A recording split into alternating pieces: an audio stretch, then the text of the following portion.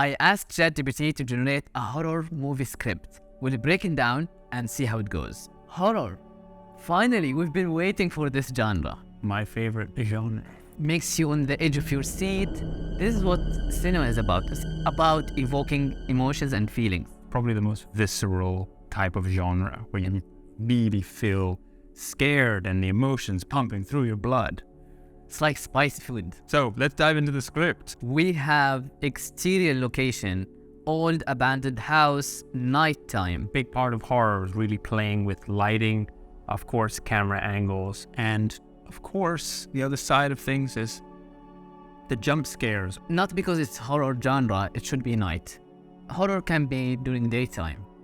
It's all about how you portray the story itself. The color palette's more into cold temperature. This is something to consider when you set up the light balance. I think also don't be afraid to underexpose. The whole point of horror is also to obscure objects, textures, and faces. And so this abandoned house could just be kind of pretty dim. It's abandoned. There should be no life. The action line. A group of 5 friends, Jason, Lena, Kate, Michael, and Ryan, pull up in front of an old abandoned house. They exit their car, each carrying backpacks filled with camping gear. Classic start to a horror movie, doesn't it? This gives me a vibe of Stranger Things. It by Stephen King, 2017. It's one of my favorite horror movies. This could be a wide angle, so we see the house and maybe the car comes here. Okay. Pulls up. Yeah. Car door open. And we see their feet step out of the car. We've just gone from a wide to a close-up. We're just signaling that they've arrived somewhere. They've put their feet on the ground. If it's the beginning of the movie, I would do multiple shots to introduce the characters. Yep. But if this is part of the movie, like later on, I wouldn't do a lot of shots for this scene. Gotcha. I would do like one shot. I will have it on wide. I don't want to go close-ups. I want to make them feel isolated and small in the frame. I can add a tree in the foreground and make them in the background like someone is watching them. Okay. That makes suspense. So we're adding now foreground elements, applying a little bit of camera shake to, we all don't stand perfectly still, and to sell the illusion that someone's there, the camera. Shakiness. I think this is too early. It's too long for a handheld shot. I would keep it static, but after they go inside the house, I would zoom in into the tree just to add more of suspense. And I got it from Prisoners by Denis Villeneuve. The cinematographer was Roger Deakins on that film. And there's an amazing shot of this tree, and they kept it running for a few seconds. It tells a lot. This is the art of long shots. So Jason, he says, all right, guys, this is it. Our very own ghost hunting adventure. Are you ready to face your fears? Kate, once again in parenthesis, nervously says, I don't know about this, Jason. This place gives me the creeps. Jason follows up with a laugh, or laughing. Come on, Kate, it's just an old house. What could possibly go wrong? Usually you need a drive. Yeah. You need a reason for the characters to get inside the house. They need to save someone, they need to solve a mystery or something. But just for the sake of discovering, it's not enough drive to have empathy towards character or to connect with the story. How old are they? They're young, like Stranger Things, you're saying? Or are they a little older? At least the driver should be plus 18. He can be Jason. Jason's the older, more confident leader. Yeah, the group makes their way towards the house. The moon is full and casts an eerie glow on the decrepit building. They enter the house cautiously, their flashlights illuminating the way. So we're going to make sure that we've got our flashlights. We've got to make sure that they're dressed appropriately according to their character. So we have camping gear, we have flashlights. And we're now entering the building, so production designer needs to understand what does an abandoned house have left as well. Furniture covered with those white rags kind of gives Cobwebs. the creeps. Cobwebs, yeah. Gotta figure out how to get those cobwebs out. Cobwebs, we're gonna need a lot of them. Once we enter the house, we start getting close-ups, getting emotionally attached to the story and to the characters. We're now moving into the interior space. The house is filled with cobwebs and dust. The floorboards creak beneath their feet. We need to consider the sound design. A lot of horror movies actually play with the volume of floorboards louder than they are. They Rumble. The rumble is louder. Other biggest part of the horror genre is silence. Wow, I like that. A Quiet Place is the prime example. Wow, masterpiece. A lot of filmmakers overuse the music sometimes. As you said, silence plays a huge role when it comes to horror and suspense. So far, we don't need any music. It can just sound effects. Ryan says, this place needs a serious renovation, introducing the rest of the characters. Michael, guys, did you hear that? When he says, did you hear that? Maybe you don't play anything. Maybe he's the only one that heard it. The audience will start questioning, is Michael paranoid? You need to play with their perspective all the time. Say, I want you not to trust Michael or Ryan or Jason or Kate. And it becomes a game. Who are you going to follow in terms of their intuition? The group falls silent, listening intently. In the distance, they hear a faint whisper. Lena, what was that? It's the first time we see Lena in the frame, and she's nervous, so we can make a shot like this. This is the nose, and this space is called nose room or breathing room. If you want to say this character is uncomfortable, you don't leave a lot of nose room or breathing room. Very pressed against the edge of the frame, yeah. Yeah, and you leave a lot of empty space behind. We can't see what she's looking at. Makes people feel equally or more uncomfortable. What happens next? What happens next? Let's go. Jason, relax, Lena. It's probably just the wind. Suddenly, the doors slam shut, trapping the group inside. This is where the suspense happens or the action happens. Now you can introduce some kind of music, more of like a Dutch angle or something more dramatic. But before that, you don't really need that. And now we are on page 2, which is on screen, can be minute 2. Yeah. So you have 1 minute just to set it up, introduce the characters, nothing too crazy. But now you build towards the, let's say, climax of the sequence. You could take the perspective of outside first. They're standing inside of the house. The door could suddenly slam shut, realizing that, they're now trapped inside the house. I think it wouldn't have the same effect if you were inside the house just seeing the door slam behind them. Kate starts screaming. Now the action happens. She's screaming, what's happening? Michael says, we need to get out of here. Jason says, everybody stay calm. We just need to find another way out. Everything starts shifting. So we can start doing handheld shots with a little bit of shakiness in it. Did you say the close-ups start here as well? Yeah, doing close-ups, you highlight the event. Once you go to the wide, you kind of slow down a bit because you need a rhythm, right? It's like music. You're trying to build towards a beat drop. The group begin to explore the house, searching for a way out. They make their way through the maze of rooms. They enter terrifying sights, such as ghostly apparitions and gruesome blood stains on the walls.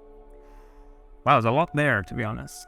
This is the thing, this is a description of a sequence, and this happens a lot with ChatGPT. Even if you want to run a montage sequence, you need to decide what's in it. If this is a medium-sized project, you need to ask yourself why you are having 5 characters.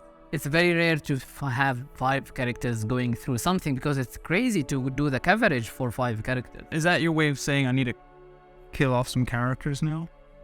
I have to. Very good. I have to kill someone.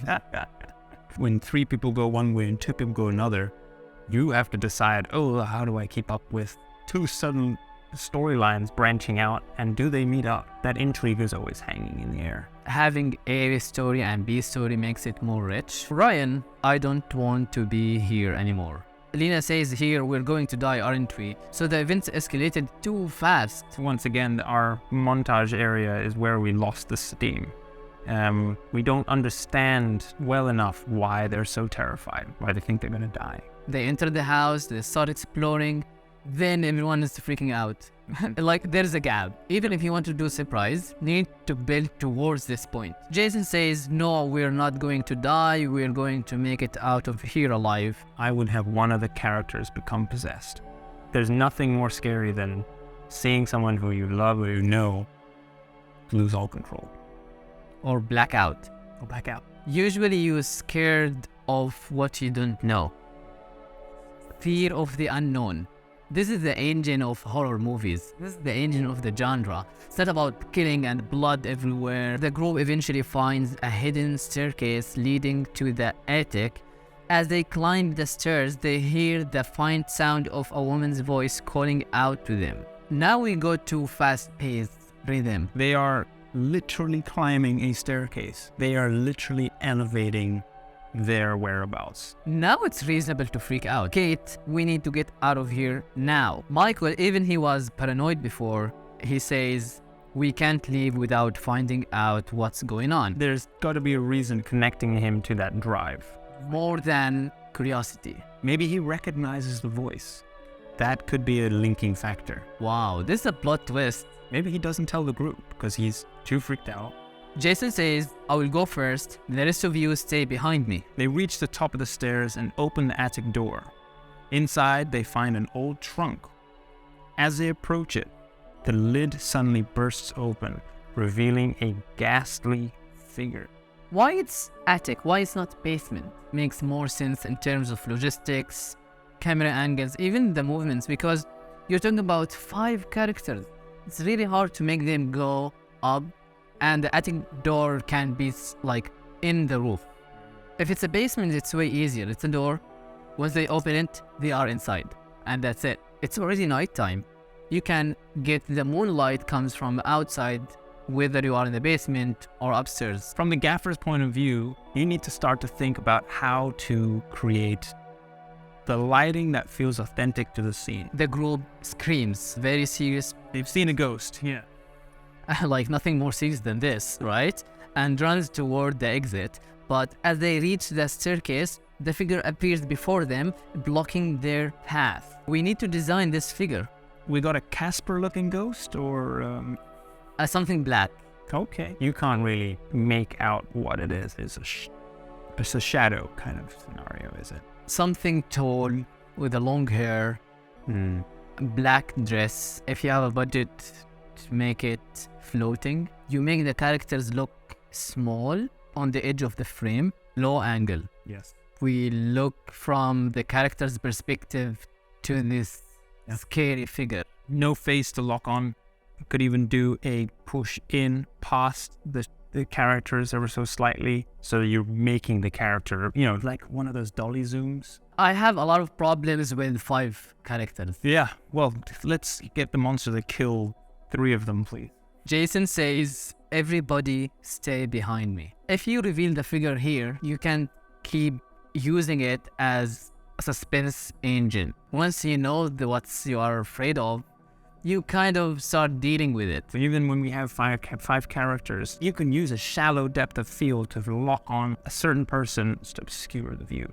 You're curious. You want to know what this monster looks like. The old trunk can be something as treasure, maybe. This is the box. Whether they are coming from upstairs or downstairs, they're going to the old trunk. Then the figure appears here. Yep. Blocking the way out. You need to do like a floor plan to decide where the lights come from, where the camera is. This is essentially the blocking. Do you think we should use a wide here, or we keep the close-ups? Because wide might slow down the rhythm. It might. I think the whole point is the close-ups obscure the vision of what's about to happen. Makes you feel more and more claustrophobic. It's not always the case that wide shots will break the rhythm, because you want this surprise element. You go wide, you give false promise that, okay, this is the end of the suspense sequence, then you go back again. Any script can be directed in thousands of ways. And this is just one of our ways. He steps forward and confronts the figure. As it lunges at him, he pulls out a cross and recites a prayer. This is a good example of a bad payoff. The audience will feel disappointed that they have been waiting for a long time, Cheated. and they get this silly ending. It feels way too simple. What has to happen here is that there is a battle that goes on between them. Is it that easy? You just kick out a monster with a cross? Clearly, ChatGPT has said, oh, we need to create some kind of ending, and said, let's just wrap this up nicely, really quickly, and given us basically crap. Even if you are expert, even if you are the best director or cinematographer out there, if you don't have a good story, a good idea, you have nothing. This is why now we spend most of the time just talking about how to improve the idea, because without it we can do framing or composition or lighting, because you need a story. Every element in the mise-en-scène tells the story, and if you don't have it, you got nothing. You can't branch out the rest of the production and the ideas for cinematography and script. It starts with having the great skeleton of your story. Definitely, this is not enough to close it. I don't think we can close it with a scene or within a minute. We need to have more thing to close what's been said in the beginning. Yeah, continue the writing process to understand what could be the best ending for these scenarios. I love this genre. There's so much can be done in this genre in terms of the cinematic elements, sound effects, music, and the story itself. If you've been following the script with us from the download, and you kind of approach something different, once again, put it in the comments. Let us know. Let us understand what other people would do in a certain situation. Play with it. Download the script, start drawing stuff, brainstorm with your friends, just have fun with it. Thanks for watching. See you in the next episode. Peace. Peace out. Okay, how long was it? Kill the characters. I think 1 hour and 20. No way. Yeah. How? 1 hour and 20.